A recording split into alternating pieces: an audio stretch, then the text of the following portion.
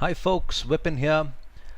A lot of my students have been asking me, if you start a business, what would be the ideal format for your business? As in, should I run this business by myself, or should I run it with a friend, or should I go about starting a company? Now in this video, let's evaluate which in fact would be the best choice. Now before that, what are the choices that are there when it comes to you being an entrepreneur? As in, if you set up a business, what would be the format of the business? Now firstly, you have a sole proprietorship. In simple terms, a sole proprietor is an individual who runs a business by himself. Okay, when you say that you are the owner of a business, it means that you are the person who has invested capital. Capital is the money that you would use to generate revenue. So if one person has invested capital, in that case you would call it as a sole proprietorship. In the second case, you call it as a partnership. Now in case of a partnership, you have more than one person investing. So there are two people who are investing in a business. In that case, you would refer to it as a partnership. Companies, on the other hand, go through a different route altogether. Now I'll explain each of them in brief, and hopefully you should be able to understand which is the ideal format for starting a business. Now, in the first choice, that would be sole proprietorship, you have a wonderful advantage of you being your own boss. And believe me, you being your own boss is one of the best feelings ever, because you get to do what you want and you do it without any restrictions from any authority. Another one, sole proprietorship is ideal for a family business. Most family businesses today are in fact a format of sole proprietorship itself. Okay, so sole proprietorship is ideal for a family business, low investment and potential for high returns. The website I've started, vipinmks.com, is in fact run by one person, me. I've invested the capital, so I'm the only owner here. My total investment in this website, excluding the marketing cost, has been below 3,000 rupees. So you can see how little the investment can be. And then, no authority to report to. There is no government official whom you have to report to, publish reports and say that this is how the business is doing. You have none of that. However, there are some flaws to this particular type of business. When you are only one person who is investing capital, the amount of activities you can do is in fact very limited. Now that's okay. If you're comfortable with that, it's perfectly fine. Now with respect to me, there is only one person who's working on vipinmks.com. That's one of the reasons why my resources are quite limited. When my students who happen to be studying science request my help, I'm unable to do it completely because the amount of resources I have is very less.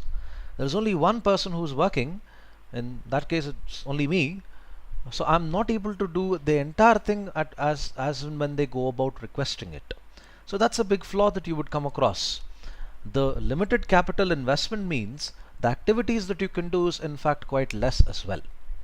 But nonetheless, sole proprietorship is one of the most ideal forms of business if you are just getting into entrepreneurship.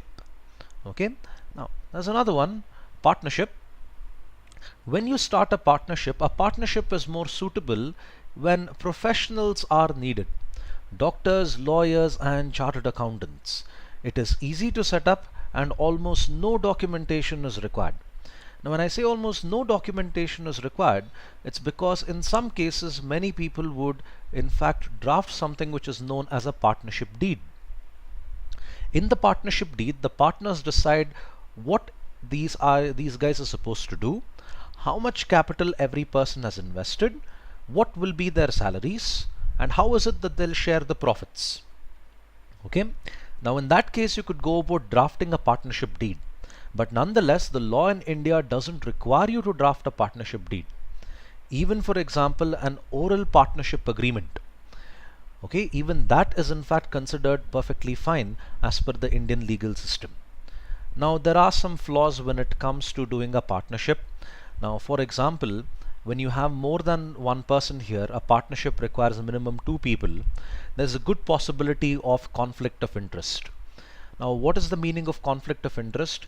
Now, when you and your friends are deciding to, say, go to a restaurant, you will come across one person coming out with their own opinion. Hey, let's go to this place which serves Chinese, let's go to this place that serves Mediterranean. Each of us have got our own opinion, and that leads to a conflict. And partnership is in fact having a greater scope for conflicts than when it comes to a sole proprietorship. Okay, and then the most ideal format. Before I get to that, this is one of the ideal examples for a partnership firm. In fact, Guru and Jana, the chartered accountants, if you happen to be a resident anywhere around Southern Circle, I'm sure you'd have come across the office of Guru and Jana. Now there you can see the number of people who happen to be working in this organization, as in terms of partners. You can actually see it's not just one or two people, it's in fact quite a lot. Now the advantage we have when it comes to a partnership is greater capital, but at the same time there's a greater chance of conflict of interest. Now, although you have more people here, more people means it results to greater specialization. Now, I'm guessing the chartered accountants you see in the picture there, each person is an expert in a different field. One person might be an expert in indirect taxes, particularly excise. Another person might be an expert in sales tax. Another person might be an expert in auditing. Another person might be an expert in direct tax.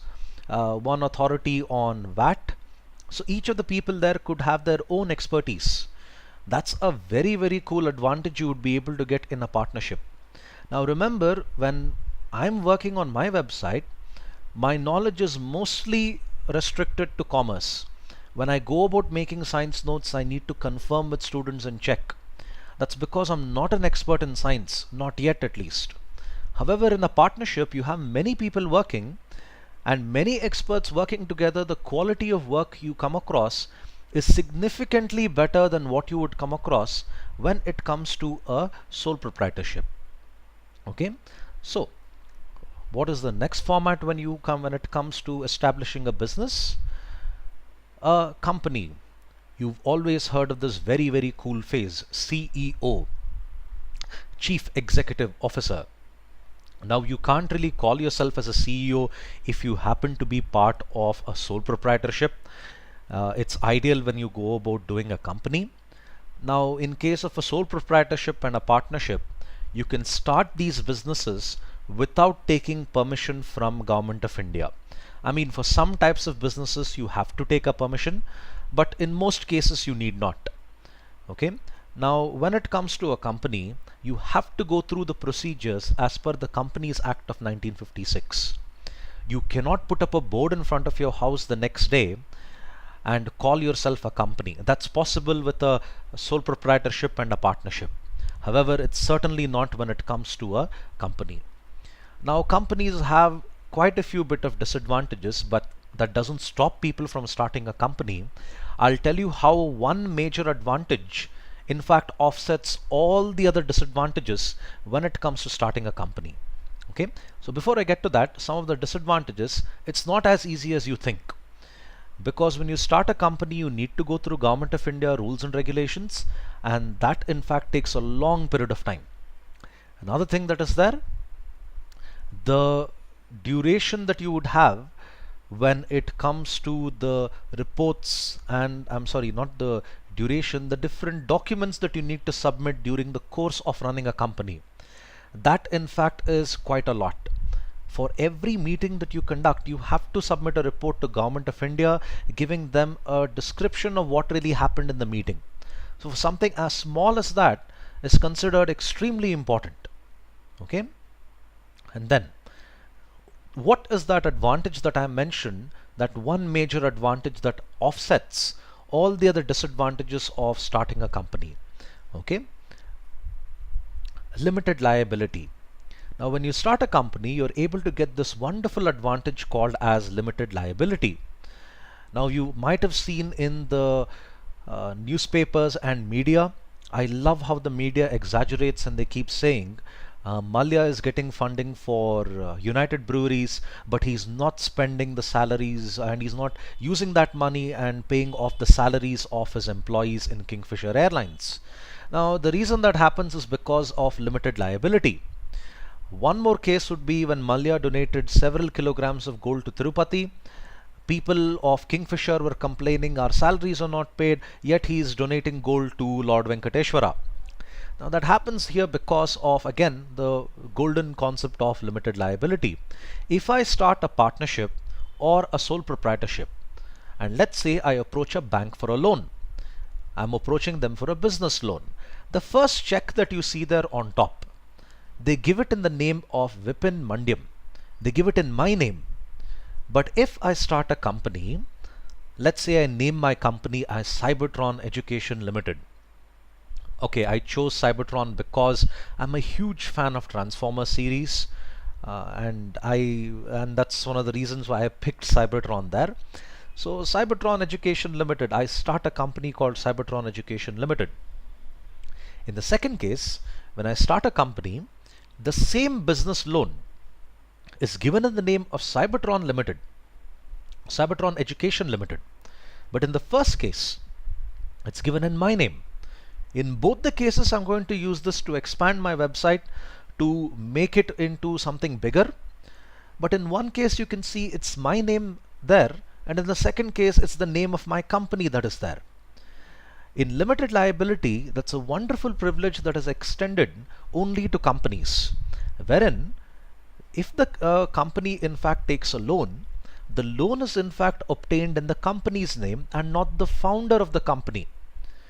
Now, I might be the founder of this company, but the loan is not given in my name. It's in fact given in the name of Cybertron Education Limited. So what's the big deal? Let's say I'm unable to repay this loan and I get into severe losses. The first thing the bank is going to ask is, sell away my company assets and then repay the losses. Now, I'm currently running my business from my home, and this house that I'm currently staying happens to be in the name of my mum. So when I run a company, I would in fact show the same thing. The office I'm currently staying is in fact belonging to my mother and not belonging to Cybertron Education Limited.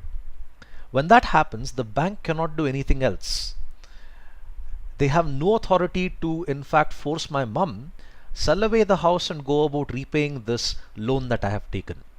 But unfortunately, in the first case, when it comes to Vipin Mandyam, if I'm running this as a sole proprietorship, which I am, and if I take up a loan and I'm unable to repay the loan, I will have to sell away this house.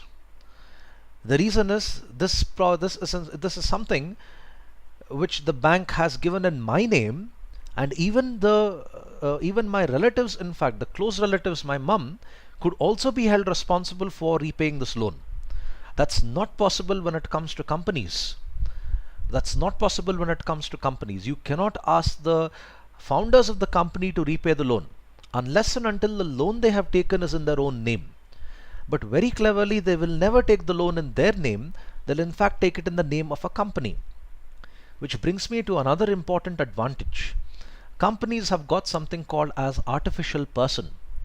Meaning, just like how you and I can open a bank account in our name, a company, although is a non-living entity, can also open a bank account in their own name. So this is one of the points of artificial person. Now, as you can see, company format of ownership is in fact considered to be the most advantageous.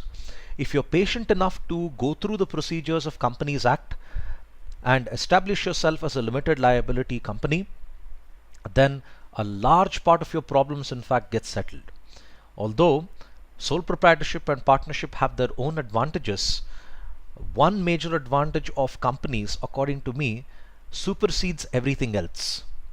I hope this video made clear on which business format is ideal when you start your own. I strongly recommend my students to take up entrepreneurship, because believe me, when you do your own business, when you do what you like, there is no feeling in the world that is better than that. Thank you for your time. Have a nice day and do subscribe to my videos. Bye.